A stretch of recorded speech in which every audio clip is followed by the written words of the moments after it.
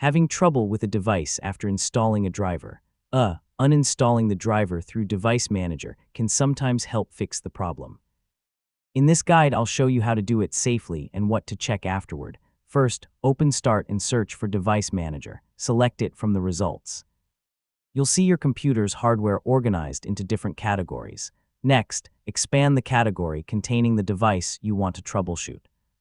For example, display hardware is usually under display adapters, while network hardware appears under network adapters. Right-click the device and select Uninstall Device. A confirmation window will appear. Depending on your Windows version and driver, you may see an option to attempt to remove the driver package as well. Only select that option when you specifically want to remove the driver software, then select Uninstall. After the device is uninstalled, restart your computer. Windows may automatically detect the hardware and install a compatible driver again, so give Windows a moment after restarting before deciding whether the problem is fixed. If the device doesn't appear again, open Device Manager and use the Action menu. Select Scan for hardware changes. Windows will search for connected hardware and may detect the device again.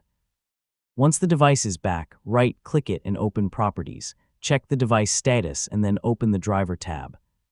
If Windows doesn't install a suitable driver automatically, download the correct one from the hardware manufacturer's official website. And that's how to uninstall a driver using Device Manager. Remember, removing the wrong driver can affect important hardware, so double-check the device before confirming.